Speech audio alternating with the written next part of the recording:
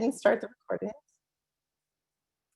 So welcome everyone to Practicing Radical Love, breaking down instructor to student hierarchies. This is our live session for day 2 of the Humanizing Challenge. And I want to point out before I pass things over to our presenter, Fabiola Torres, that after today's session, you will be invited to participate in our self-guided activity, which is to record, host, and caption a 2 to 3 minute welcome video. You're going to see some amazing examples, and not only examples, but the why and the impact of these brief imperfect videos will become clear to you during Fabiola's session. So I'm just pointing this out so you have this in mind as you're watching the session today. This button here that says learn how to create your video will take you out to a public Canvas course. You don't have to register, you don't have to enroll, it's just pages for you to click through. And it'll take you through all the steps for getting started with, well, actually getting started and finishing up with your video. So we have lots of support built in for you today. So I'm going to stop sharing and introduce our presenter today. I'm honored. I'm Michelle Pacansky-Brog, by the way, and I'm faculty mentor for online teaching and learning with CBC, OEI, and @ONE. And I'm honored to have Fabiola Torres as a colleague, as well as a friend and a mentor. I continue to learn so much from Fabi. I've attended so many of her sessions, and every time I leave feeling inspired, and I always learn something new. So I think that you are in for a real treat today. Fabiola is a faculty member at Glendale Community College, and she teaches ethnic studies there. She's a proud graduate of LA Valley College, where she says she found her place in education. And she's also a facilitator for @ONE.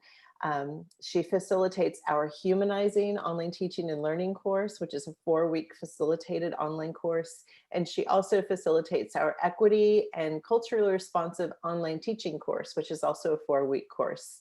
So if you have the opportunity to enroll in either of those courses and have Fabiola as your facilitator, you will see what I mean about her being a mentor. She's incredibly generous with her expertise and her time, and just so very grateful for her. So with no further ado, I'm going to pass things over to Fabi. Thank you, Michelle. Thank you everyone for being here. Everything today that I'm wearing and here is completely intentional. I wore this beautiful t-shirt of self-love, and over here it says chingona, which translates to badass. My earrings match my shirt, my glasses match the color scheme. I do this because I believe it is a reflection of respecting you, your time, and also me wanting to let you know that I actually do love what I do. And that includes being here with all of you. I am very, I'm really with peers, and in a really, strange way, I always get nervous. And it takes me a while. My voice does shake, but then it goes away. And I say this because I want to show the human side of me, that I am a faculty member that is still growing in her skin, still growing in her practice, and just still growing professionally. So thank you for being here with me and sharing this time with me. Just because he's here already, that's Wookie, my dog. He definitely is part of my learning space. So he'll behave. He's a good one. So I'm going to go ahead and begin my screen. Share my screen, I mean. Okay. I'm going to get on present mode.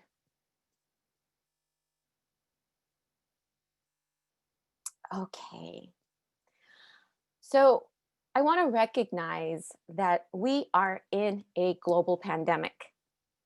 And every day we're getting those phone calls or those news stories of, you know, people getting those horrible results, being positive, and how COVID has affected all of us, um, and how even from our family members to ourselves to our students. I just got 2 emails this morning letting me know that 2 of my students have tested positive, and somehow they're still finding a way to keep going. I have colleagues who are positive and are still punching through. Um, and I know yesterday we celebrated a new dawn, a new day. Um, but prior to that, I mean, if we could just put ourselves back from like October through the election season, all the way through yesterday, I mean, it's been a really heavy time for all of us. And, you know, how are we doing what we're doing? How are we staying? How are we keeping it together? So I want to recognize this as very important in this presentation. I know that yesterday and even today, we're going to share, what we've done in our class to humanize. And I don't want anyone to feel overwhelmed. I don't want anyone to see these videos and be like, oh my God, I could never do that. I want to transparently say that it is a process. It is a practice. And just like any skill, the more we practice, the better we're going to get. And from even our workflow of recording a video, captioning a video, and then uploading, all of that takes practice. And I've been doing videos since 2008. So yeah, it is, easier for me, but I still have issues. I still have editing problems. I still have computer problems. And then I still have life to deal with. So as much as we talk about caring for our students, I want to stop for a moment and really care about us. Kristen Smith, one of my co-facilitators at One, once told me, I was having issues with my body, with just life. And she said, Favi, remember, when you're in an airplane and the pilot says we've lost, air, what are we supposed to do? We're supposed to put our oxygen on first before we put it on our children. So as I talk about practicing radical love, let's not forget practicing love with ourselves. I want to read you a quote, and it's by Audre Lorde. I've been posting it a lot because I want us to remember this. Audre Lorde is one of my favorite authors, feminist authors that I use in my class. And she says this: caring for myself is not self-indulgent. It is self-preservation. And that is an act of political warfare. So let's remember that practicing radical love also means for ourselves. So we need to stay healthy, and we need to keep finding the joy in the practice that we do. So with that said, I want us to reflect. Think back to that moment you said the following. You just reflect. Okay. I love teaching. I love learning. I love students. Or when we interviewed, I would love to teach here because ... What is all that? What's the one common denominator here? It's love. So it's just simple. It's love. And so we are human. Okay, we are human. We're so blessed. We are teachers. We get to be creative. We get to be our in love with the discipline that we went into. We are content specialists. And, we have a job that is so fulfilling, but it can be very exhausting. And, there's a spectrum that we have from loving what we do and the excitement to being exhausted. So throughout the semester, I mean, we go through this spectrum, and some days are harder than others. You know, some, you know, death, as I've been saying recently, death and sedition put me in a bad mood. So, and then I have to smile for my students. What? So, humanizing ourselves is also allowing a little bit of ourselves, a little bit of pulling back that curtain and showing who we are, because in the end, our students could see us as being human. Okay. This one wise man once said to me, "You didn't get into teaching because it was going to be easy." You know, I was complaining about something and he like stopped me and he's like, "You didn't get into teaching because it was going to be easy." And yes, that was my father, Salvador Torres, who worked 2 shifts at General Motors. He made Pontiacs and Van Nuys. So he kind of said that to me, and I'm like, yes, papi, you're right. And then I was also told this. Now I'm going to say it in Spanish and I'll say it in English first. In Spanish, dime con quién andas y te diré quién eres. And in English, that translates to, tell me who you go with and I'll tell you who you are. And that's my mama. Okay. She's also a dog person. And I'm sharing this because when I'm balancing between my mother's insight and my father's insight, you know, I didn't get into teaching because it was going to be easy, but I have a community, or I can build a community to sustain me. So if there's one lesson that I hope to inspire us is we need to create a community to enable us to feel supported. And I believe that's what At One does. And the facilitators with At One, we do have a culture of community. So at the end of this whole entire challenge, I really want you to believe in us, that we are a community that sustains one another. So tell me who you roll with, and I'll tell you who you are. So it's important for us to create that community. And of course, let's talk about love. And I obviously want to give a shout out to Amanda Gorman, who is an Angelina, native Angelino. And of course, in yesterday's beautiful poem that I know a lot of us were shook to our core, she said, if we merge mercy with might and might with love, and might with right, then love becomes our legacy. Imagine if love becomes part of our teaching legacy. If we can start to think about our practice as, you know, a legacy of love. By the way, I did include here in the hyperlink, there is a great lesson plan already on her poem. So if you teach English, or you might find this relevant in your subject matter, there's a great lesson plan that I gave that to you. It's right there for you. Okay, so how do we find the love to get back to the love of teaching? So from the exhaustion to going back to that place where we love to teach. How do we do that? So I hope that as I continue forward, I keep building on that idea. I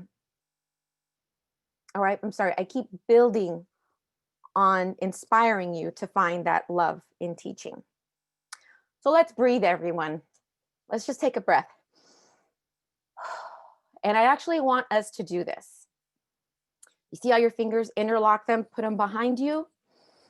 And if you open your chest like this and close it, it does release the tension. Drop your shoulders, open your elbows.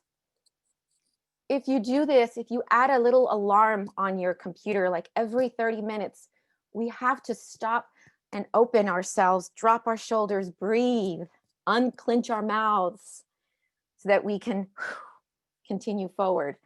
I'm saying a little bit injured because I am experiencing some pain, but I learned from a physical therapist this very simple exercise. Lock your fingers, breathe in, breathe out. I also want to give a shout out to Michelle Pacansky-Brock, and I do use the hashtag I'm down with MPB. So if you're on Twitter, you can look up that hashtag. But you know, my story continues because I am an ethnic studies practitioner. I've been engaged in social justice. I've been engaged with scholars that advocate social justice. And so I'm coming here today to present to you my passion. And I'm going to be highlighting scholars, but somebody I want to begin with is, of course, with Michelle Pacansky-Brock. She is part of my wisdom tradition that informs my research, practice, and purpose. When I first heard her talk about humanizing online education, she really enabled me to feel to be myself. Her work has inspired so many faculty to connect with students, and I knew that I wanted her to be the person I roll with.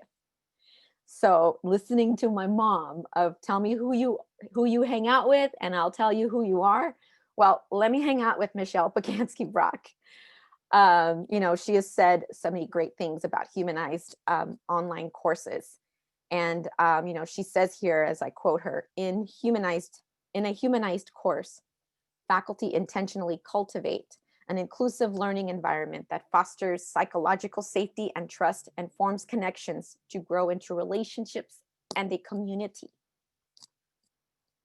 She's also, you know, said powerful statements like instructor-student relationships lie at the heart of humanizing online courses, serving as the connective tissue between students' engagement and rigor. Yeah, and rigor. We're not here to dumb down our courses. In fact, we're here to leverage it, to elevate it, but being there for our students to fall in love with that content.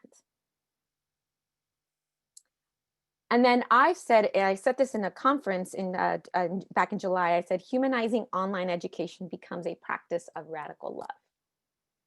So let's start talking and breaking down radical love. And I cannot move forward without giving Bell Hooks credit. Bell Hooks has been talking about pedagogy since the 1980s. And in the 90s, she published 3 books that were on teaching and pedagogy. Teaching to Transgress is one of my favorite books from Bell Hooks. I'll be referencing her soon. She says things that, when she talked about love, she said, but love is really more of an interactive process. It's about what we do, not just what we feel. It's a verb, not a noun. And then teaching to transgress, this is the quote that I had in my apartment when I was going through grad school. As a classroom community, our capacity to generate excitement is deeply affected by our interests in one another, in hearing one another's voices and recognizing one another's presence. And I believe humanizing education strategies, techniques, leverage that capacity to create that deep-rooted love, to express that deep-rooted love that we have for our content, our practice, and our students. Social justice is radical love. Okay, radical love is a concrete practice. Radical love is as love does. Radical love is an act of will, both an intention and an action. Radical love is an ethic. And radical love is a way we choose to act. So all of this, it has to be our fundamental core when we move forward, when we feel like we can't do it, when we feel exhausted, when we feel, okay, what do I have to do to get back up? Let's remember that our love that we have can be transmitted, can give us that hope to get back up, to be resilient. Bell Hooks has another book called All About Love. And so she calls upon the practice of radical love. Awakening to this kind of love can only happen as we let go of our obsession with power and domination. And yesterday, Michelle provided information about like the collective culture versus individualism. And she reflected, or she presented, that like our academic culture is very individualized. I mean, this is why so many of us want to be perfect and are afraid of making a mistake, of looking weak. And, I'm here to say, well, that's what makes us human. Also, another thing about our academic culture is that if we feel that our academic language, our academic policies, are not a true reflection of radical love, then we need to say something. We need to tell our guild, our academic senate, our department chairs. Love as a guiding ethic makes possible the transformation we seek. Okay? Love is what motivates us to call for racial and gender justice. It's what drives our demands for inclusion, equity, accessibility, and opportunity. Okay? So if love is our guiding ethic, then we will stand up to inequity. We will stand up to language that puts a barrier towards our students. And, we say something. And again, these slides will be made available. And so everything is hyperlinked. You can click and get the source. So why today? This is so relevant, especially after coming out of a really hard era for a lot of us that were directly affected by some of the federal policies that existed in the last 4 years. And we're recovering, right? Bell Hooks says, as a nation, we need to gather our collective courage and face that our society's lovelessness is a wound. As we allow ourselves to acknowledge the pain of this wound, when it pierces our flesh and we feel in the depths of our soul a profound anguish of spirit, we come face to face with the possibility of conversion, of having a change of heart. In this way, recognition of the wound is a blessing because we are able to tend it, to care for the soul in ways that makes us ready to receive the love that is promised. So if we know what the wound is, if it hurts, we know how to tend it. Okay, so this is where we're at today. We've been wounded. And so we need to know how to mend that wound, but we need to face it. We need to realize that it's there. And yesterday, Michelle provided a lot of data that was exposing this wound that we are faced with. And so when we look at the data, that's looking at the wound. So when we talk about actions of love, okay, how do you do it, Fabi? There are 6 ingredients that Bell Hooks identifies: care, affection, recognition, respect, commitment, and trust.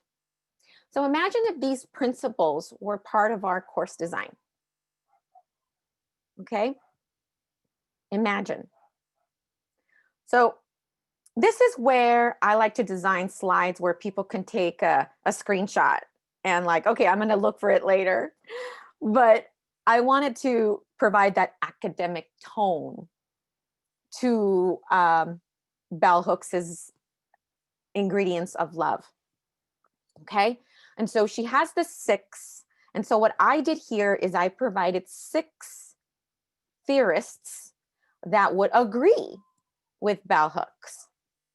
Okay, you have Geneva Gay, who talks about care. Okay, and she's the author of Culturally Responsive Teaching. Affection, of course, bell hooks.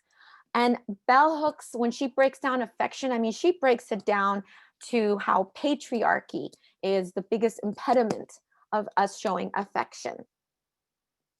Louis Rodriguez, who talks about a theory of validation, as well as, you know, respect. Laura Rendon, Susan Munoz, they talk about, of course, as well, the theory of validation. Michelle Pacansky-Brock talks about, you know, commitment, going beyond compliance, and trust.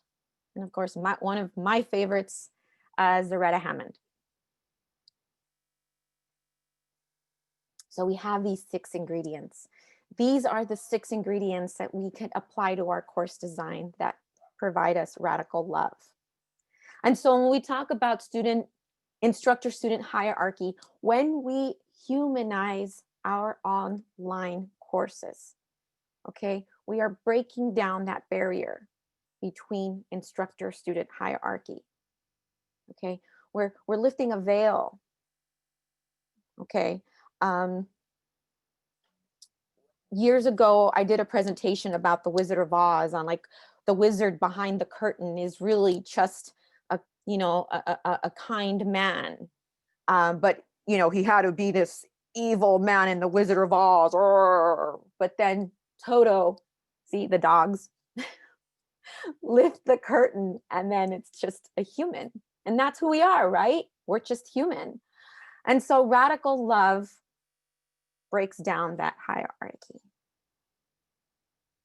Okay. When students enter a class, online or not, and are greeted by supportive, by a friendly human,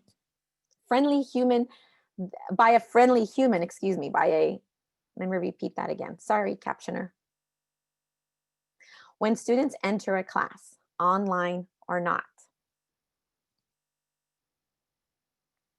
and are greeted by a supportive, friendly human, they feel more safe to begin to lean in.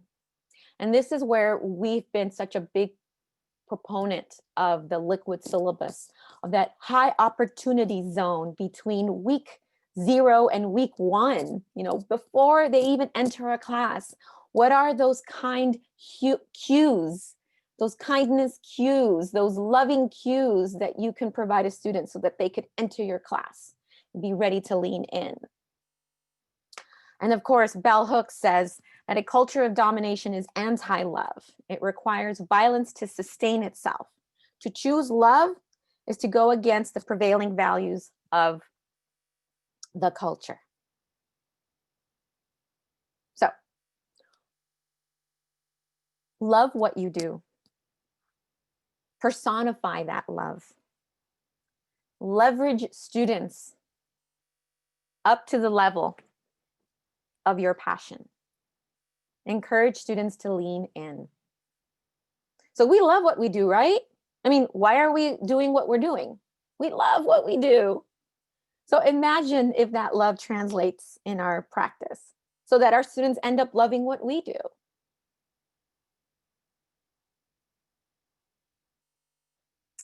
So humanize online education plus radical love equals breaking down instructor-student hierarchies. The method you can use, culturally responsive teaching and learning. And culturally responsive teaching and learning starts with trust and safety, okay, in order to build relationships and leverage rigor. Okay, so this is what I always tell faculty, especially in the equity class. You know, we have a section where we have to rethink our syllabus. And a strategy that I like to teach is for every policy you want to enforce in the class, okay, and all of us have our own philosophy behind how we teach, right? So for every policy that we have and expect our students, we need to follow that with the support we're going to give them, okay, to fulfill that policy that we want. So if we want our students to turn things in on time, then what are we going to do to enable them to do so? So culturally responsive teaching and learning. Okay, teachers become cultural translators or cultural connectors between what is known and what is to be taught and understood. So we are that bridge. Okay, we are that bridge. And then of course, Geneva Gay provides 4 attributes of caring. I'm going to go ahead and place those here.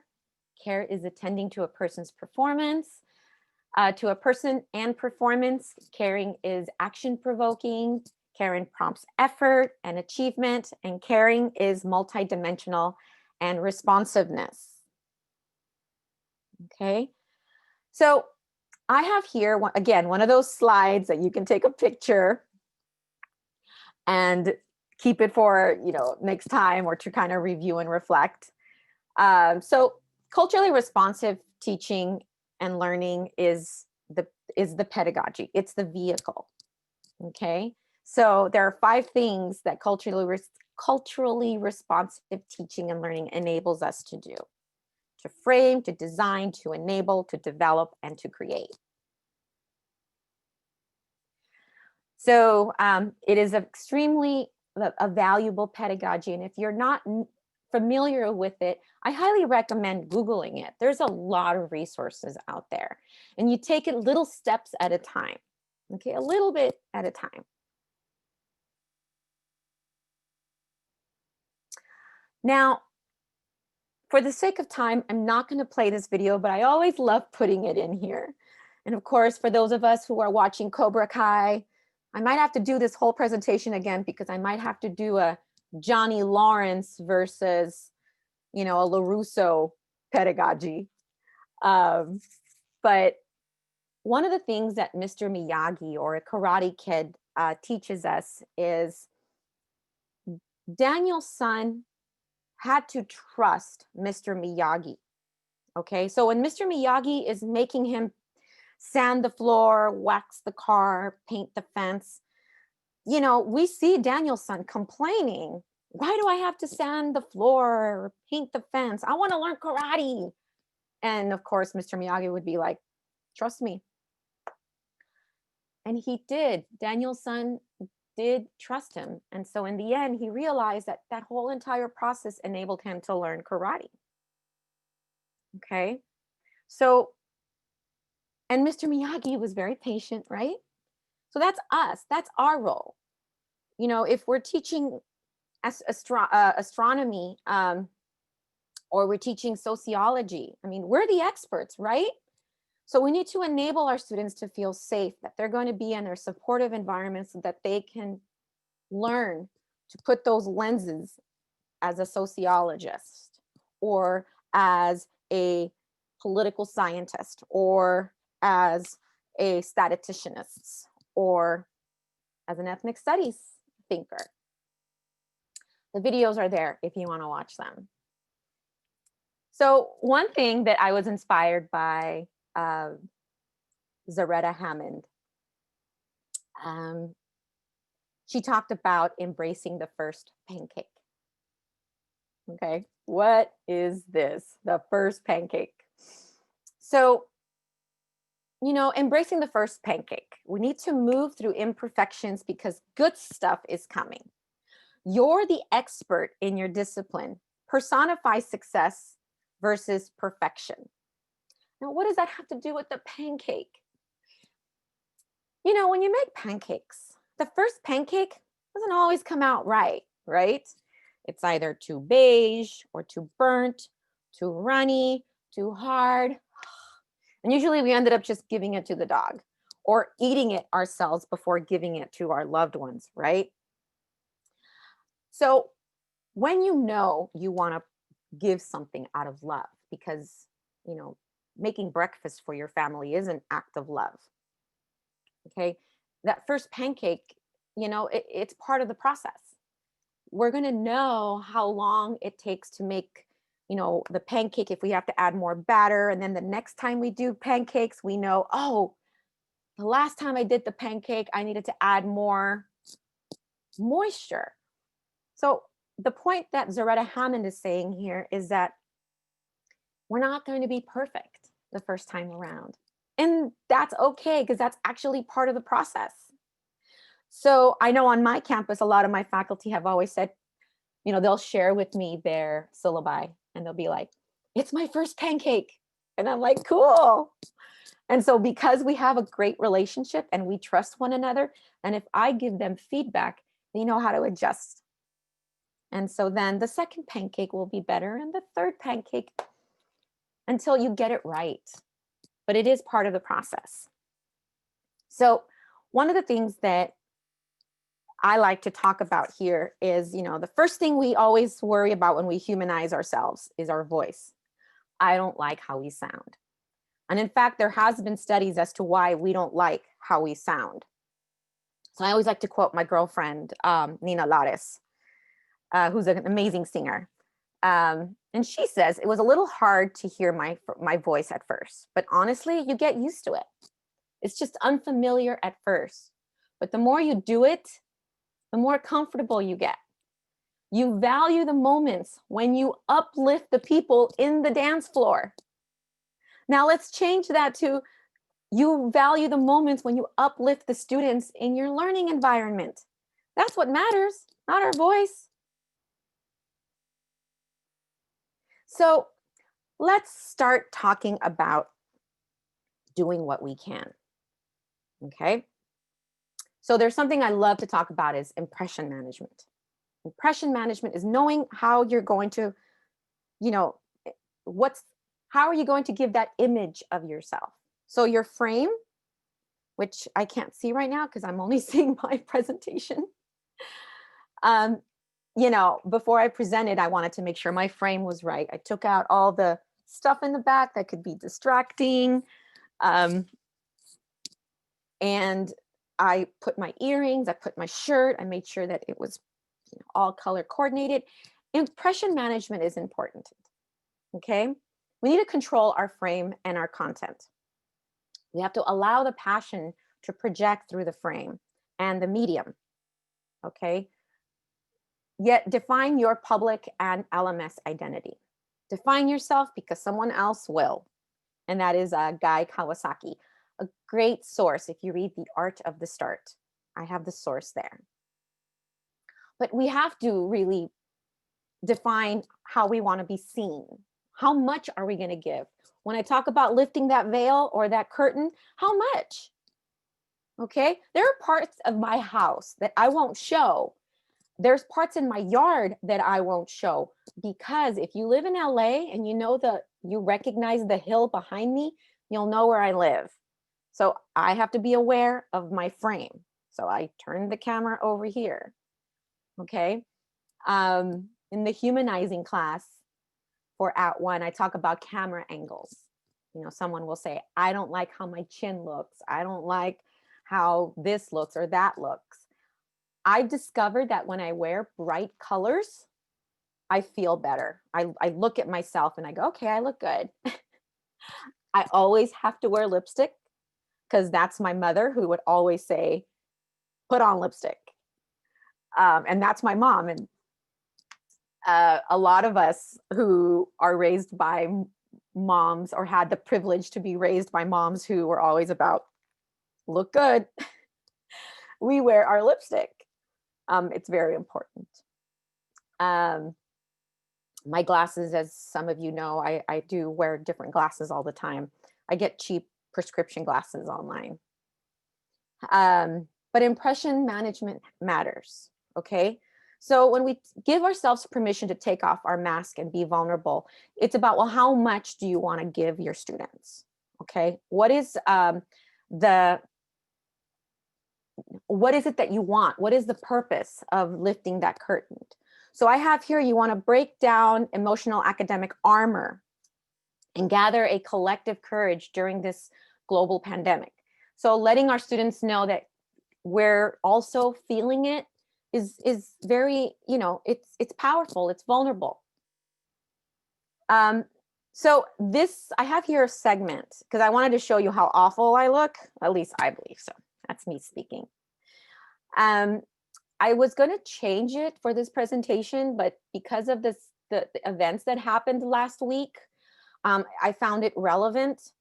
On June 1st, 2020, as we remember, the National Guard tear-gassed peaceful demonstrators in Lafayette Square.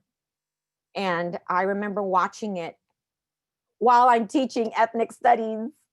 And how am I supposed to show any type of hope when I'm watching peaceful demonstrators who believe that Black Lives Matter are being tear gassed? So I just did this short video for them. I did an interruption. I need to put a pause on this class.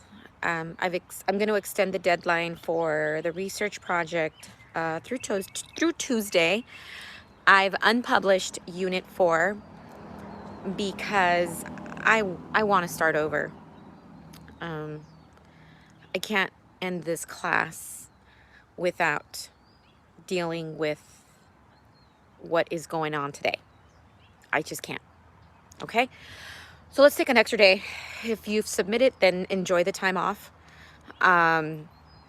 If you're, on track and you want to submit, go for it. But for tomorrow, I'm going to ask us to just take a day off of just reflection and be with your family. Catch up on other classes, and I'll open the class up on Wednesday with new content. So I took a day off because I needed it. I couldn't be present. And so what I have here is some of the messages that my students sent me via Pronto after I sent this message to them. And so guess what? They're like turning the camera on me saying, don't worry, they're showing their caring towards me. And that really meant a lot to me. Okay. And there was a lot of respect happening between me and them and me towards me. And that was just extremely life-changing. So going on with the idea of impression management, I have here some videos of something I started to share. I did this video a long time ago, but I started to share it. And, when I'm building a connection between my students, when I want them to see that I care about them, I've discovered that if I talk about my family and who I am and how I grew up, I relate to them and they relate to me. So I have this little short video. I'm not playing the whole thing because all of these are available for you. But I started to share a lot about my mom because it's the privilege that I have of having my mother, who's still alive, and just a matriarch in our family. So here's just a little glimpse of something I did for them. My name is Fabiola. Fabiola Aide Torres. I am the daughter of Salvador Torres and Marisela Torres. My mom was an economic genius. Back in the 1970s, we had our own economic crisis, but somehow, some way, my mom made it work. Que para mi preferencia era mejor la necesidad que el lujo. Era lo más importante. Entonces, lo que hacía era hacer todo lo posible para que no les faltara nada y estuvieran contentos, sin que estuvieran con la pena de que no teníamos dinero, y no darles a entender que no teníamos dinero. ¿Nunca notaron ustedes que faltaba algo en la casa? Porque yo lo sabía hacer para que no se sintieran mal. We never knew. So I go on and explain what creative solutions she did to, make us go through the time when my family was in really hard times. And sharing that vulnerability with my students, it opened up everything. It opened up a lot of trust with my students. I have here a little short video that I did in Adobe Spark, just sharing why I teach. Just why? Why do I teach? When I was in college, I didn't know what I wanted to do. But then I took an ethnic studies class and I learned about my culture, social justice,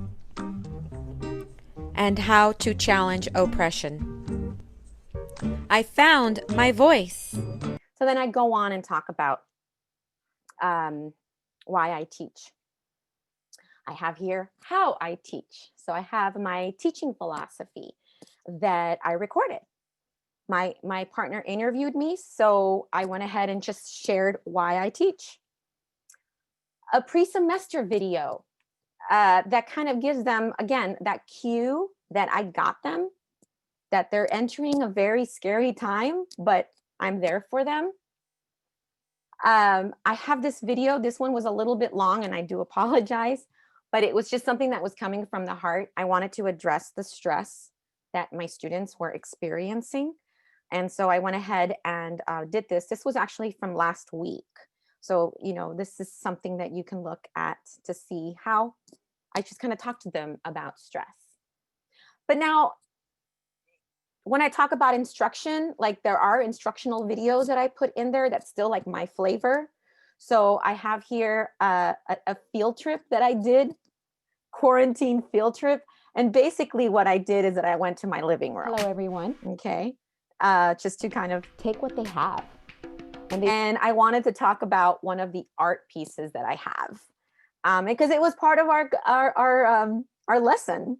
So I was talking about that piece that I have right here behind me. Let's all take a deep breath in. Okay. One of the things I've discovered about a lot of my students, especially my minoritized students who are raised with the concept of of respecting elders, there's this sense of like they feel shame when they don't produce strong work. And so they kind of apologize to me. I'm so sorry I didn't do so well. I'm sorry I didn't score, at the level you expected us. And so I told my students, don't apologize anymore. Stop it. And I wanted to let them know that learning, is a process. So I kind of did this little puppy happy thoughts. When I think of happy thoughts, I think of puppies. So here's me sending you some happy thoughts. I'm getting some emails or some comments apologizing for the work you produced, saying, I'm sorry, I could have done better. No more apologies. Stop it. Okay, so I know it's silly, and some people might say, you're treating them like children. I can't apologize for who I am. And I think from the very beginning, my students realize that I do have like a dorky, silly side in me, and I'm not going to apologize for that. And if the academic standards say that I shouldn't be like that, well, if it upsets a student, then the class, they can communicate with me. But from the very beginning, they understand my tone. So it's who I am. I'm silly and dorky like that sometimes. And I don't take myself serious. So I went ahead and did this little video just because. And then I do little check-ins on them, just tapping in, how you doing? What do you do to survive? How can you feel better? Digital cookies. I actually was inspired by Michelle Pacansky-Brock. She did a series of videos on Let's Get Real. And so she just does these random videos where she kind of talks to students about let's get real, about learning, about time management. And so I use the concept digital cookies because it's kind of like us giving them a snack. I always had cookies in my office for students. And yeah, even hungry students would come to have a cookie. So I wanted to continue giving cookies to students. So every Wednesday, I do this Wise Up to Rise Up Wednesdays. And it's just these random videos that give them strategies on how to succeed. Whenever Canvas isn't working, poop happens. So we just had a windstorm a couple days ago, and it was affecting our power. So poop happens. Oh, well, deadline's extended. And we'll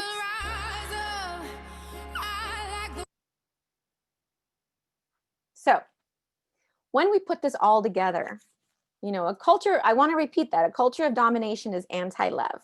It requires violence to sustain itself. And to choose love is to go against the prevailing values of culture. And so the prevailing values of the culture, excuse me. So to put this all together, all these videos that I showed, they're acts of love. Does it take work? Yes. Is it hard? Yes. Does it take up a lot of your personal time? Yes. Okay. But it is an art and it is an action. And we need to know how to determine what we can and cannot do. Remember that self-love? If we can't do these amazing big time videos, then don't do them. Do what you can, because what's driving you ultimately is that radical love. Okay. And so implementing humanized online education is our practice that demonstrates care, affection, recognition, respect, commitment, and trust. So through the use of humanized online education, radical love and care, we can not only build resilience, but we can model resilience. So before we go on, remember impression management? Before we go on, let's look at ourselves. Are we projecting, you know, resilience?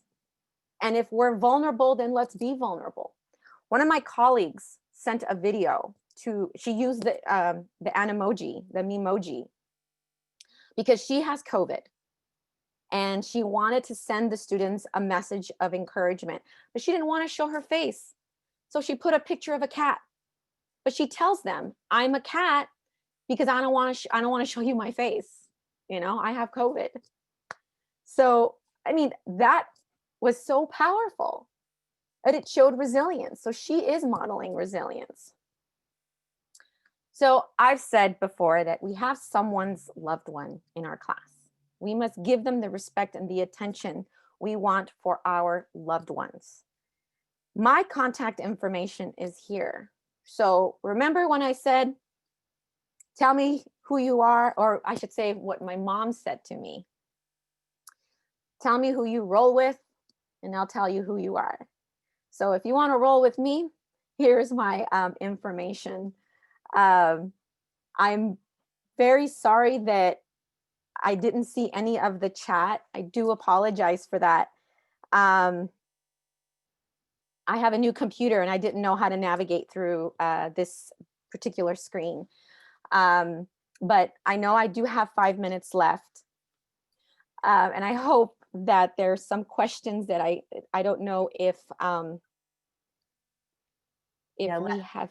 Let me, you know, there haven't, I think we've been addressing the questions okay in the chat. So since we have 5 minutes left, I would like to invite someone who we haven't heard from yet, being mindful of who had an opportunity to speak yesterday. If you haven't had an opportunity to ask a question or share a comment using your microphone and or video, we'd like to invite you to raise your hand now. And you can raise your hand by selecting reactions in the toolbar at the bottom of your Zoom window. And you should see raise hand there. And if you don't, it's at the bottom of the participants window. You might have an older version of Zoom. So I'm going to keep my eyes open, looking for a raised hand.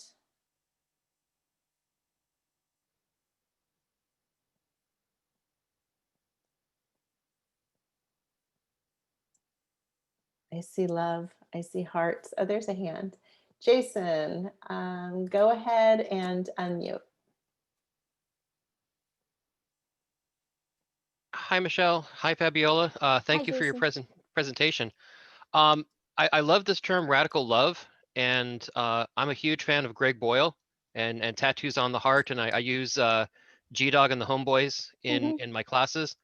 And yeah, his comment is that you expand the circle of compassion so that the people on the margins are no longer standing on the margins, and ultimately the margins are erased.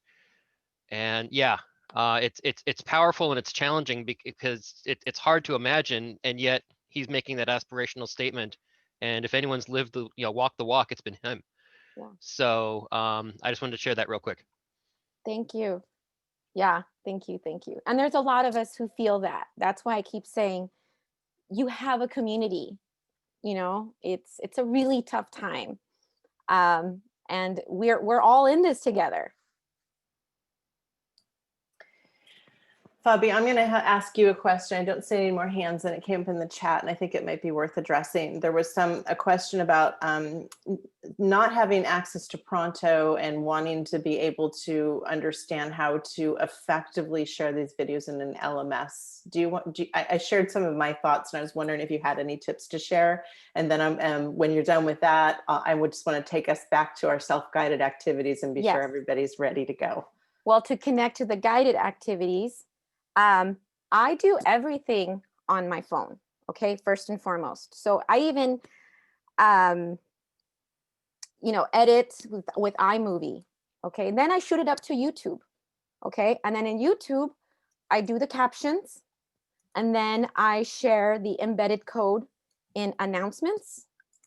Or if I have a video about, rooting them to the next level to level up their performance, I may even attach it as a link to YouTube. I have started to use Canvas Studio, but I'm so afraid when we're going to lose it. So I don't know how much trust, but I have started using Canvas Studio so that the file is there and I can send it to them as within Canvas. But basically what I do in short is I put them on YouTube and I send them the embedded link or the link to their message students who, or announcements, or one-to-one email. Great. And let me just say one thing about YouTube, because this is often something that folks don't know. Just because you're using YouTube does not mean your video has to be public. So there's an option in YouTube called unlisted, and you will be walked through all of this in your self-guided activity. We've got you covered. Yep. But let me, like in my YouTube channel, you go to my channel, you'll see, all of you will find lots of videos from me. But if I go to my YouTube video channel, I see lots of videos that I've loaded that you can't see because those are unlisted and only I can see them, or someone who I give that link to can see them. So if you make your videos unlisted on YouTube, they won't come up in a web search. Nobody will see them on YouTube, but you can take them and you can either embed them in your Canvas course on a page or give your students a link or embed it in an announcement, and your students can see them just fine. So just keep that in mind. I often kind of see like that kind of reaction to being on YouTube. So you definitely have control there. So let me do a quick screen share. Fabi, that was so incredible. Thank you so much. I know that for the rest of the day, I'm going to be thinking about what you just shared. Okay, so this is our day 2 webpage, right? I'm going to scroll down to this section. This is your self-guided activity to record, host, and caption your 2 to 3 minute welcome video. All right. Now, there's lots of encouragement here. You can do this. We're going to keep in mind some of those characteristics of white dominant culture that we reflected on yesterday. Most in particular, perfection. Mm-hmm. And try to lean into the antidote for that. Know that you're not going to be perfect. And that is, in fact, why we say that you're recording a brief imperfect video. So if you just follow the breadcrumbs here, click on learn how to create your video, you're going to be taken again to a public Canvas course. It'll walk you through how to do this. It's pretty straightforward. Okay. It doesn't mean you're not going to struggle. It doesn't mean everything's going to be easy. Okay. It's your first pancake. That's right. It's your first pancake. And in fact, if you are interested in seeing some more first pancakes, which may help you, you have the advantage because this is an encore, this Humanizing Challenge. So I left the link down here to share your video, which we want you to do when your video is done. But if you click there now, you're going to see the videos from last August that were shared. And these are all first pancakes. So maybe that's a place you want to start for a little bit of inspiration, and know that you are in community. The people that you hang out with, check them out. And hopefully that will provide you with a little bit of support and inspiration. So we are over time. I want to be very mindful of your time. I know that there's a lot for everybody to engage with today, and I bet you're so excited to get started with your video. So let's give Fabiola a big round of applause. You can use your reactions and click on applause, or just clap, or put it in the chat. Do whatever you'd like to do. And if you would like to download the chat before you go, that is an option for you. If there's anything in there you want to reference later on, at the bottom of the chat window, click on those 3 little dots and you'll see the option to save file. Okay. Thanks so much, everybody. And please join us tomorrow at 10 a.m. Pacific for Humanizing Pre-Course Contact with a Liquid Syllabus. I will be doing that presentation, and it'll be actually something that you'll be building. It's a scaffold process, because then you're going to take that video that you make today and you're going to embed it in your Liquid Syllabus that you make tomorrow. So another great day ahead, if you have the space for it. Thank you, everybody. And thank you, Fabi. Thank you. Thank you. Thank you.